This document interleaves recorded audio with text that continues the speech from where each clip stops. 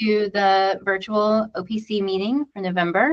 Our theme today is Eerie Objects in the Archives. Obviously, we were playing off of some spooky themes, and I think we've all been delighted by something strange that we found in the archive, and this was maybe a chance to share that at large.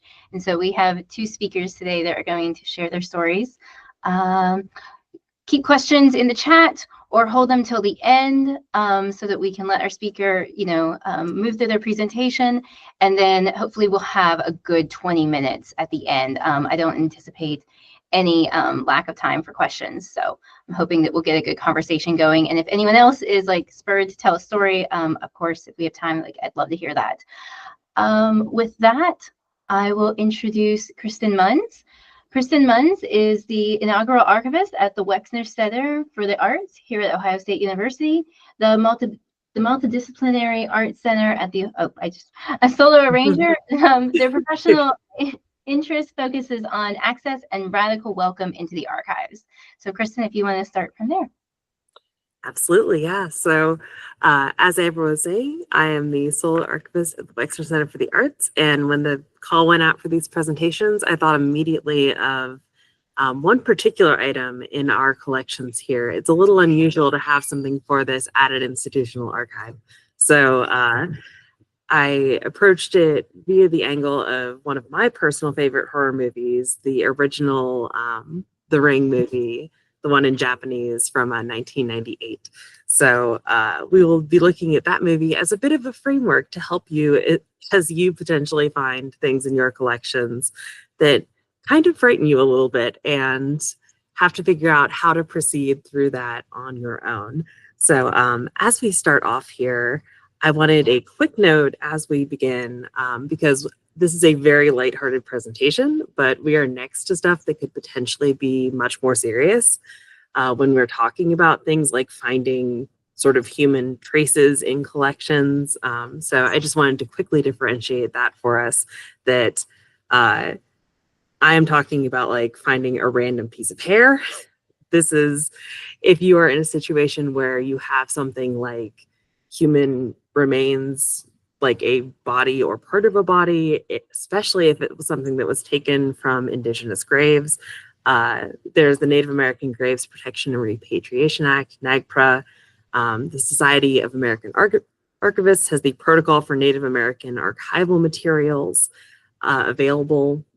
So there are resources to address that, and that is a way different ballgame than we are dealing with today in terms of things like a moral imperative to act and to really do right by those objects. So that is not what we are talking about today, but I wanted to very clearly set that aside as its own thing before we got started. So yeah, if you have anything going on with those, it really is, these structures are available, but it is on the person who is discovering that to act, and it is so, so important to do so.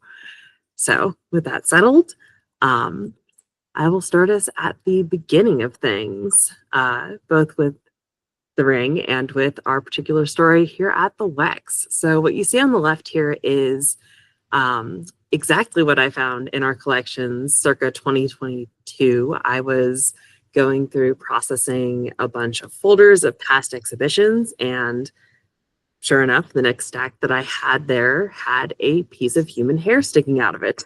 So I sort of looked at that. It was 2022, so everything was still sort of coming back online after that first wave of the pandemic. Pretty solitary down here in the basement. And I definitely had a moment where it was like, oh God, what is that? And I'm here alone and I don't know what I'm going to do about that.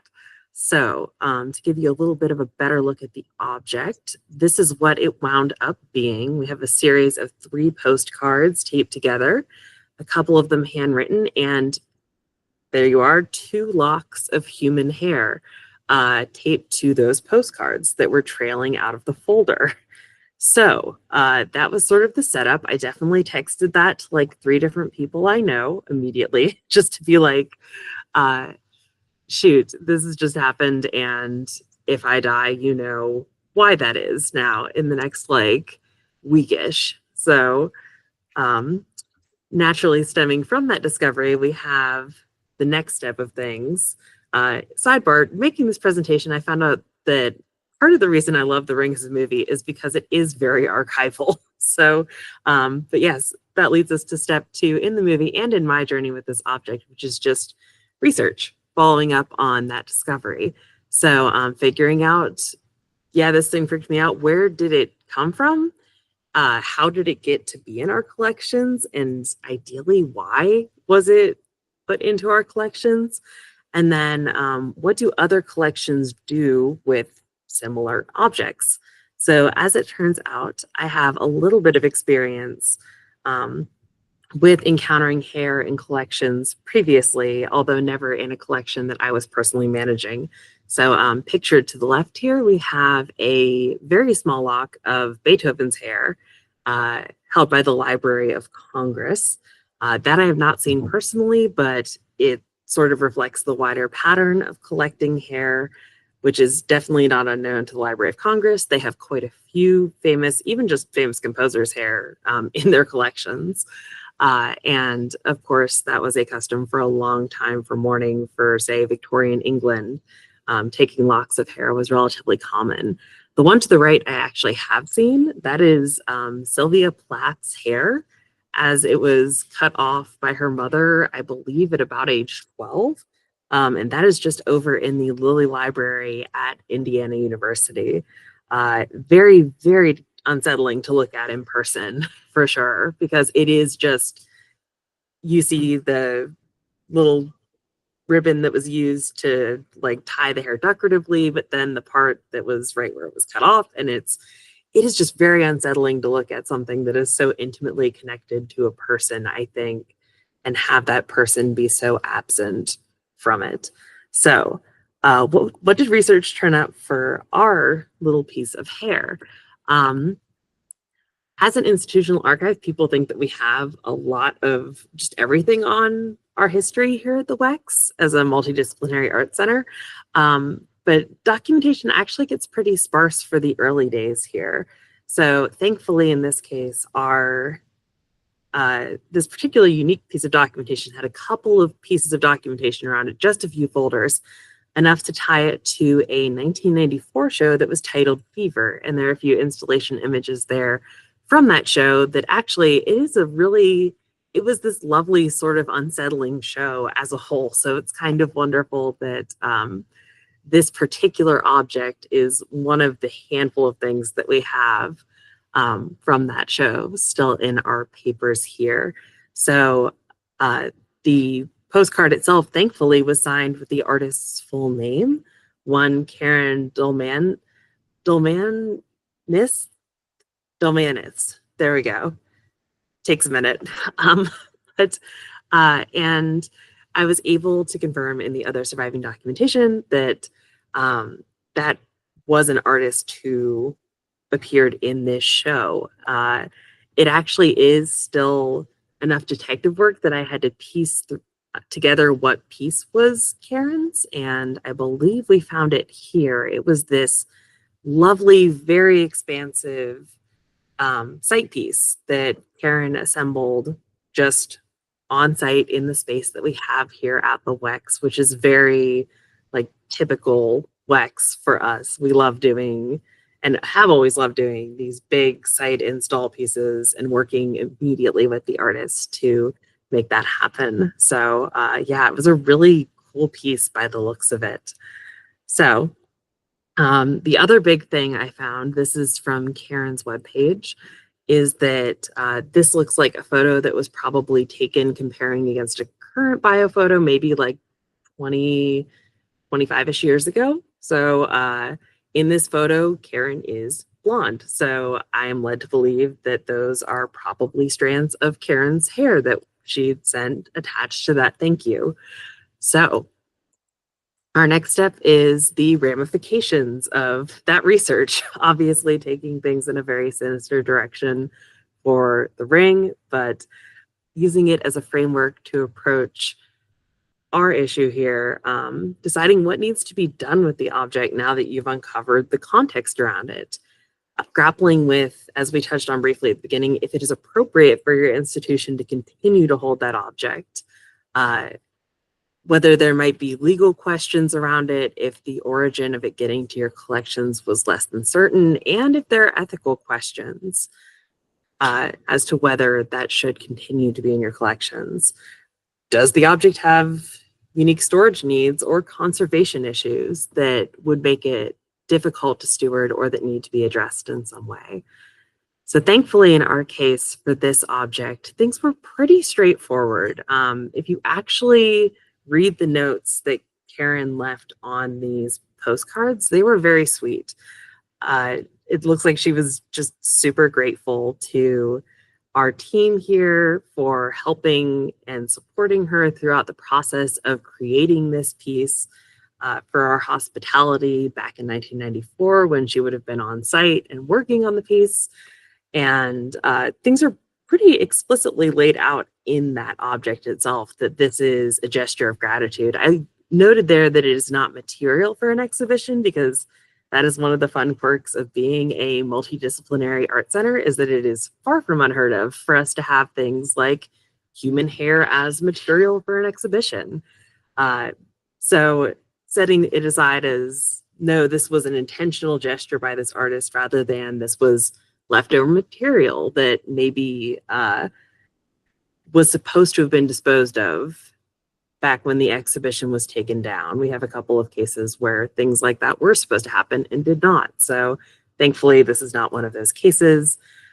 And looking at the object as it stands, particularly in this little close-up, you can see the tape there that is a conservation issue, but also sort of in that weird gray zone where it would not be the bizarre little lovely piece that it is if it was not assembled in this way.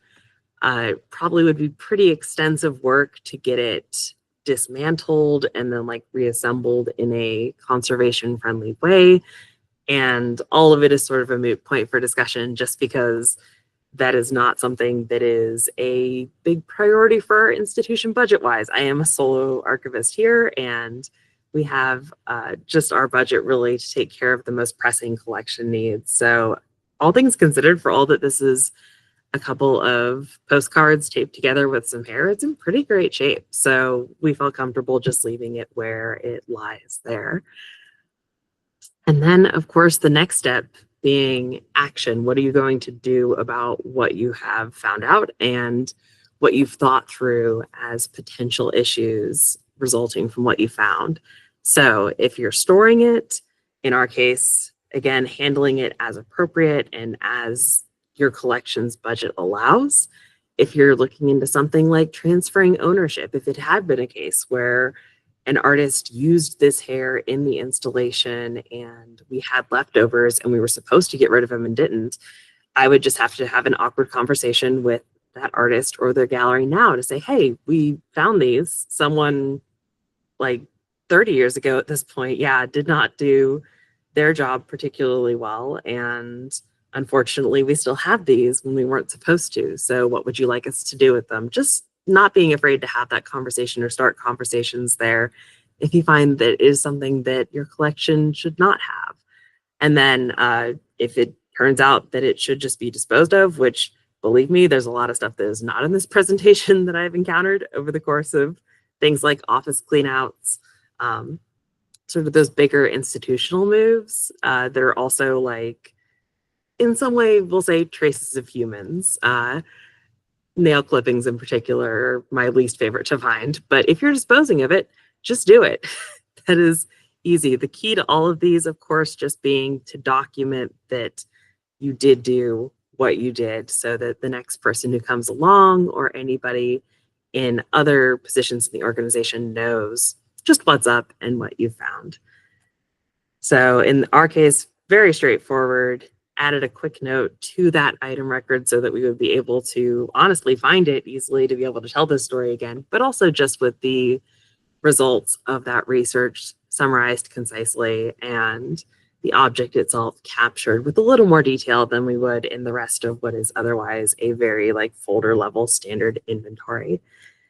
And with that, you're probably good to go. I am 2 years out, so unless we're looking at a pretty long-ranging curse, I think we're in safe territory. So yeah, if anyone has any questions, I would be happy to field them. But thank you for listening to my little story about our lovely piece of hair here.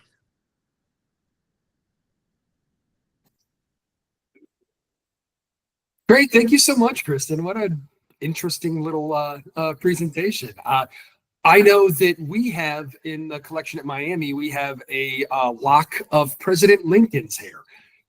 I say supposedly because didn't see any official documentation about that. So I don't know if it actually is or not. But according to the collection, we have some hair in there. So it isn't unusual to find that type of item in there. If anyone has any questions, I think we're going to hold to the end of both sessions so we can kind of take those on and have everybody kind of answer those as they come. So right now we're going to move on to our second set of speakers. With us, we have Jennifer Davis and Hannah Kemp-Severence. They're presenting on Ruth Ebright Finley and her unseen guests. Jennifer Davis has spent almost 20 years immersed in the world of visual arts education before earning a Master of Library and Information Science in 2022 from Kent State. She is currently the public service librarian at the University of Akron, where she contributes to various library-related projects at both Bierce Library and the Archives and Special Collections. And presenting with her, we have Hannah Kemp-Severence, a university records manager for the University of Akron. She's currently pursuing her MA in Applied History and Public Humanities. And prior to her work at Akron, she's worked in archives and reference at the Western Reserve Historical Society and at Kelvin Smith Special Collections at Case Western. So thank you very much for presenting. Have at it. Thank you. Thank you for that introduction too. Really appreciate it. Since we do not have a single object or artifact, we have an entire collection, the Ruth Ebright Finley collection.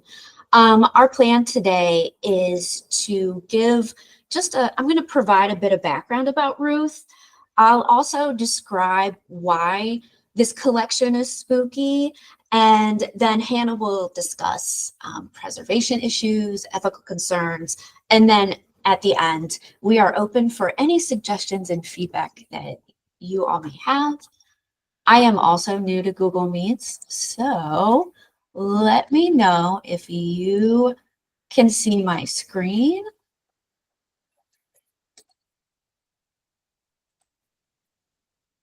Now. Yes. Yes, perfect. Thank you. So just a bit of background about the Ruth Ebright Finley collection and her unseen guests. To say that Ruth Bissell Ebright Finley led quite a multi-dimensional life would be a vast understatement. Ruth was born September 25th, 1884 in Akron, Ohio. In 1902, Ruth enrolled for one semester at Oberlin College and then transferred to Buchtel College, now the University of Akron. On the left, the photo is a detail of a photo from the Chester F. Connor diary. This is Ruth at a freshman picnic.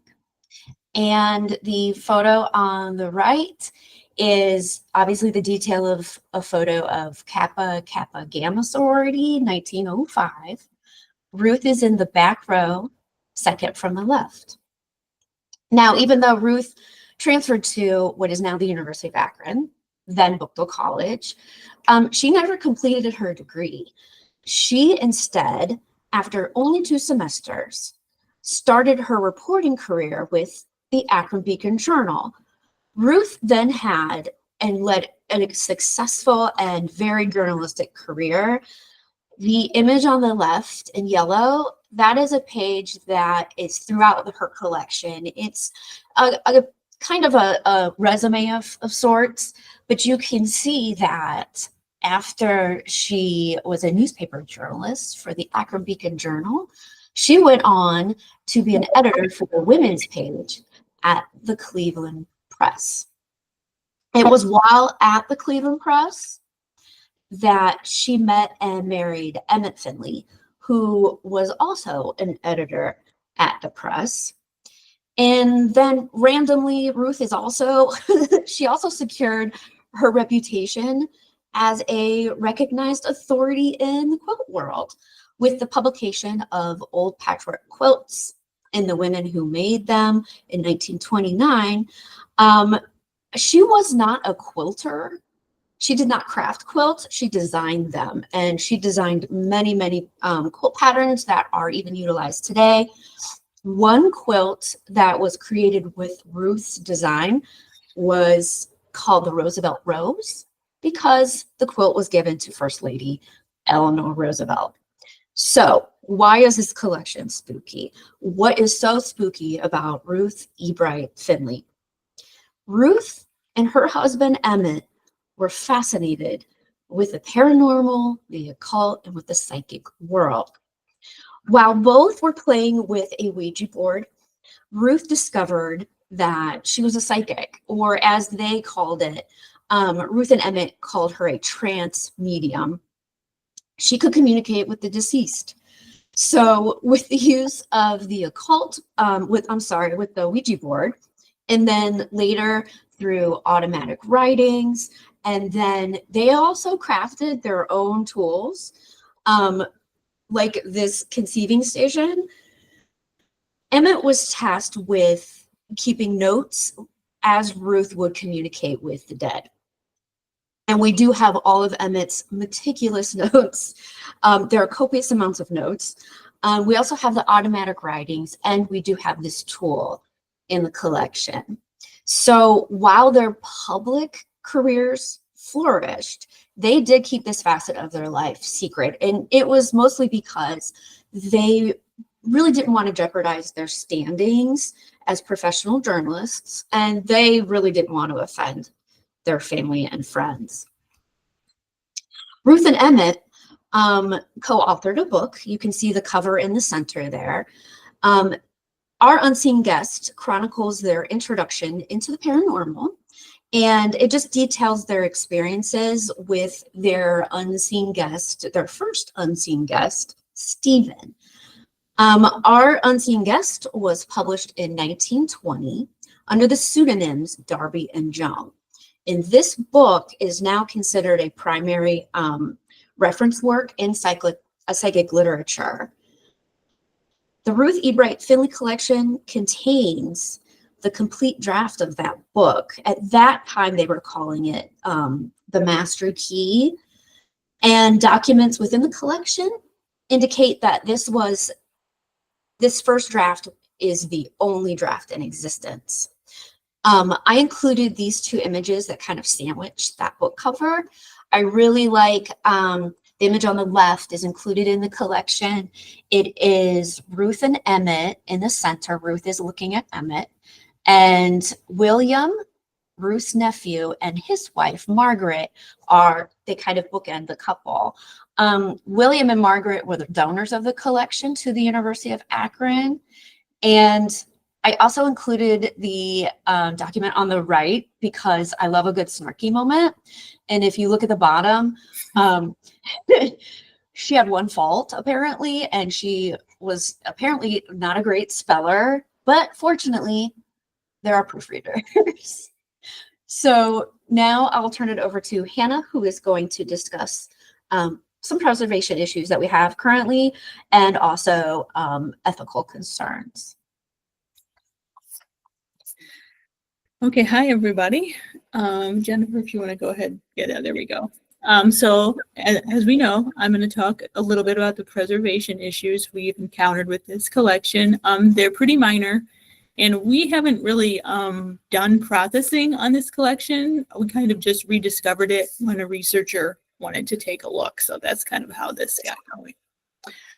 So it came to us in binders, and the binders they're currently housed in page boxes, and the boxes are stored in temperature and humidity controlled stacks in the archives. The materials in the binders are sleeved in the poly sheet protectors. They are marked as archival quality. They appear to be non-acidic when pH tested. You can see from the photos on the slide that some of the binders are leaching and they're becoming sticky. Mostly the front cover pockets or the text on the inserted sheet is starting to stick. And we also have on the front and back side of the inside pockets, they're starting to leach, and it's causing the sheets in the binder to stick to the stickiness there. Just want to go to the next slide. And you can also see here that some of our binders are too full. It's leading to the pages getting creased or warped, and it's causing breakage to the components inside the binder. Next slide. And here we have examples of some of the presence of tape and adhesive that will obviously degrade over time. And in the middle, there are letters that are folded, still stored with the envelopes that have adhesive residue on them as well. Many of the letters and the other correspondence in the collection are on paper that's fragile and becoming brittle over time. And that last image there, it shows an example of stickers that the compilers of the collection use to index the collection. Now, this kind of makes sense in order to track things, but the adhesive on the stickers will degrade. It's going to leave residue on the pages and eventually become dislodged from the documents, which will impede the identification system. So some of our plans to remediate these are obviously to remove the collection from the binders. We'll likely leave the materials in the sleeves as long as the sleeves are archival and acid-free. So this will remove the threat of the leaching from the binders causing harm to the materials. We'd like to place the sleeves in acid-free folders and then folders into acid-free boxes so that they're appropriately spaced for the correct support of the materials to mitigate the warping and the creasing that we showed. We would also investigate the unfolding of the folded materials and then interleaving with acid-free paper the documents with the tape or other adhesive to prevent that spread. That may require some removal from the sleeves or re-sleeving of some of the materials.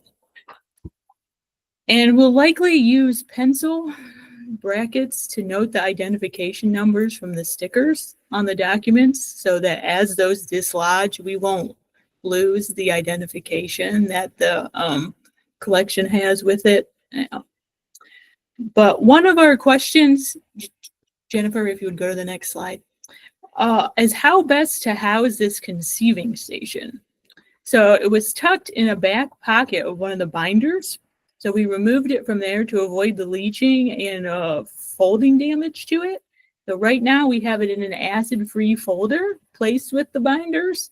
It looks to be cardboard, so it looks to be highly acidic, and we know that we want to isolate it from other documents. It's about 8.5 by 11 size, maybe a little larger. So that's just something that we've not really dealt with before. And then just a quick note on the acquisition of the collection. As Jennifer stated, it was donated by William and Peggy Dagg, and he was the nephew of Ruth Ebright Finley. But also within here, they had an associate, E.W. Bill Dykes, and he was a writer and a researcher on Stuart Edward White and Ruth Ebright Finley and their relationship and how they dealt with the occult in their publications. So it appears that he played a big role in organizing this collection into the binders with the family. And then as far as ethical concerns, so Ruth Ebright Finley and Emmett Finley did not reveal their identities during their lifetimes. So the family donated the collection well after their deaths. There is that. There's not an ethical quandary to whether we hold the rights to the materials, but it is interesting to think about, would Ruth and Emmett want these identities released today? They were very protective of their identities during the time they worked together on their publications. So it's just interesting to contemplate. how they would feel about having their identities revealed today. I think that about covers anything that I had. And this, oh, I'm sorry. This is just a list of our references that we found helpful while creating the presentation. And also, if you would like to do maybe a deep dive into the Ruth Ebright Finley rabbit hole, there is a few suggestions for further reading. And thank you.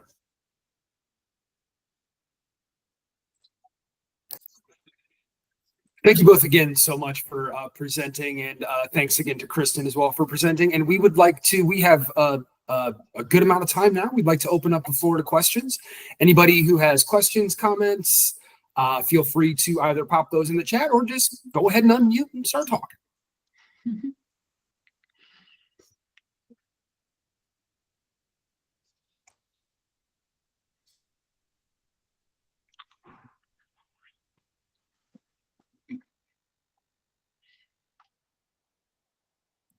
Well, then I will start. Okay. Go for it, Eric. You mentioned, this is for Jennifer and Hannah. You mentioned that right towards the end there, you were possibly concerned about the ethical question of identity revealing, and of course, you know, this is something that is with this particular collection. Everybody has long since passed from the time that it would be relevant. However, you know, there is a lot of this type of research that occurred like in the 70s and up through those dates as well. Did you dig into anything about how other authors or other people in this sort of really esoteric realm had treated that recognition or that kind of release of their actual identities? That's a great question. And no, I have not delved into any of that, but if we had the time, like, I would love to. I think this is a really interesting topic, especially because the other author that they're connected with, Stuart Edward White, he has a collection at Berkeley, and her family was pretty convinced that there should be correspondence there, and Berkeley, at least the point in the 90s that we have correspondence, they claim to not find anything related to the Finleys, so he had scoured his records pretty closely. Yeah. I wonder if that's and the concern is, you know, wonder if that's a byproduct of them actively trying to kind of conceal themselves from their whatever, for whatever reason that might have been. Right. Yeah, interesting. Does anybody currently on call here? Do these jog any examples from your own personal collections? Anything that's that you think might be kind of fitting for this? It's interesting that you have some more like esoteric research there at Akron, because there's a lot of current interest in that kind of thing too. And I'm wondering if anybody else has unearthed anything in their collections that might kind of point them to that. Before we came back on call, we were all discussing that there is, there are some small archives in the area too that actually specialize in this type of thing. There is in Cleveland, there's the Buckland Museum of Witchcraft, and I can't remember what their official title is, but they have collections that are very specifically oriented towards this kind of thing. So if anybody has anything, oh, Matt, I see you raised a hand. Very good. Yeah, I would have to pull it up. I'll drop a link in the chat, but our Rare Books and Manuscripts Library does have a significant holding in medieval and Renaissance witchcraft things. I had the fun time of digitizing a couple plates from a book, which I'll have to dig up and share because there's some great illustrations of a guy turning into a weird fish and all sorts of interesting stuff like that. I believe our Thompson Library had a small exhibition on it. If I can find that, I will add to the chat. But yeah, there's definitely some stuff in the OSU collections here. Be interesting to see, an Ohio-wide like survey of occult collections would be interesting.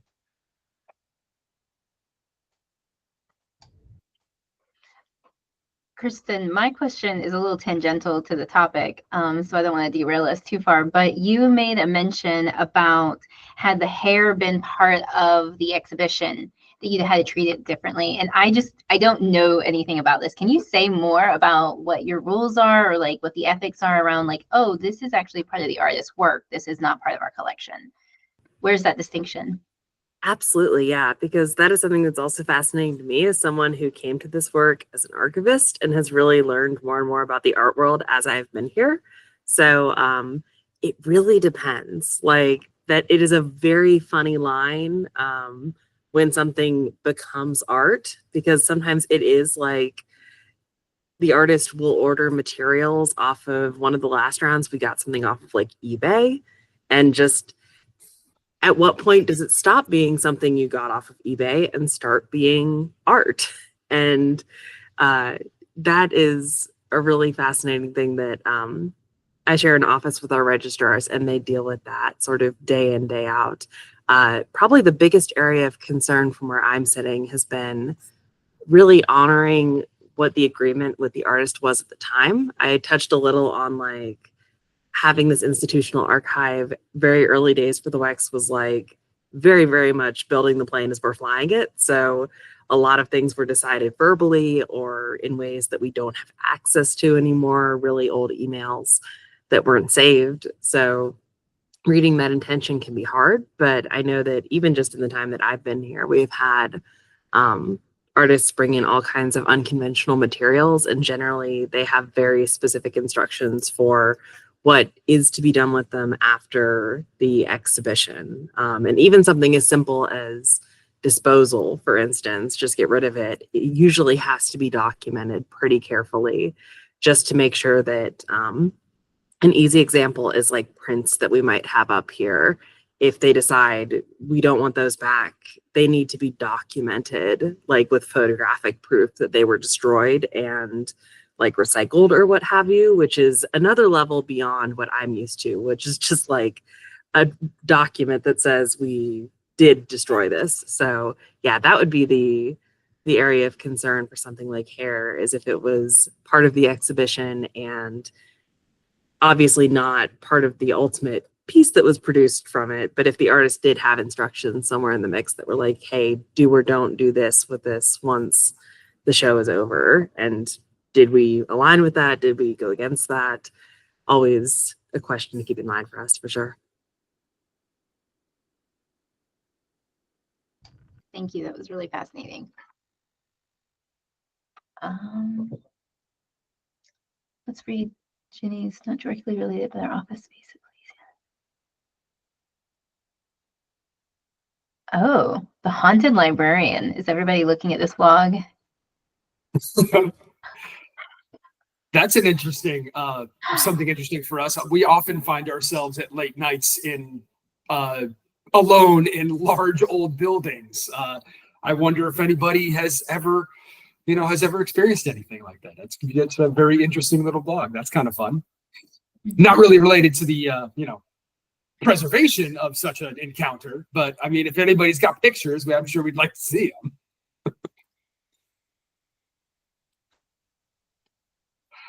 Jenny, in your orientation, you were told not to be in the office alone because of the spooky ghosts. Yeah, strange things happened, and it was New Orleans, so we did not question it. I mean, yeah, one of the most haunted places in the U.S. Yeah.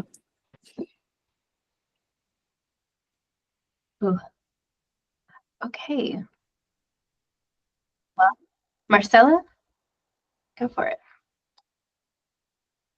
I used to work in the Museum of Decorative Arts in Argentina, and that was a mansion originally from a kind of wealthy family, and the son had died tragically there, and many security people left because they swear they saw he walk in one of the balconies, but also people did find objects out of place in the offices, and that was pretty. Everybody had had that experience. Then they were very convinced that he was living there. Yeah, but thank you for the presentations. These were super interesting, and also the challenges to preserve and how to. We do have human ashes in our collection. And it also posed those types of questions. What does it mean, access? You know, we did come to some agreement in how we would store them, so it would be easier to access them without touching them. If somebody, it was a former artist who did performances, you know, and you know, all that comes attached to that, right? It's like, I think you live your life as a performer, and he wanted that to become an active object, if you want it, right? And then, but then it's again, it's posing the same type of questions. What does it mean, access to, to that type of material? And this was really interesting to see, well, Kristen, how you were approaching with the hair and, you know, and the esoteric, I don't know, what Matt said, I thought of that as well, Matt, of the collection you're mentioning. You know, some of the books came here for conservation treatment to our lab, but yeah.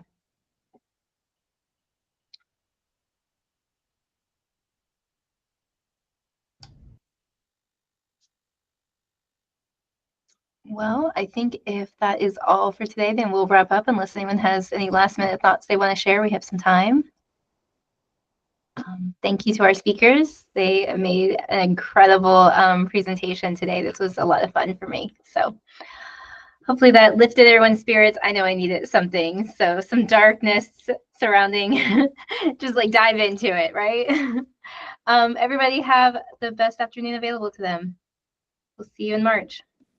And Thank you. feel free to reach out to us if you have any ideas, anything you'd like to see coming in the future. You know, our emails are open. We really are, as leadership, we are here to serve the community at large, and we want to be bringing the best programming, the best options we can.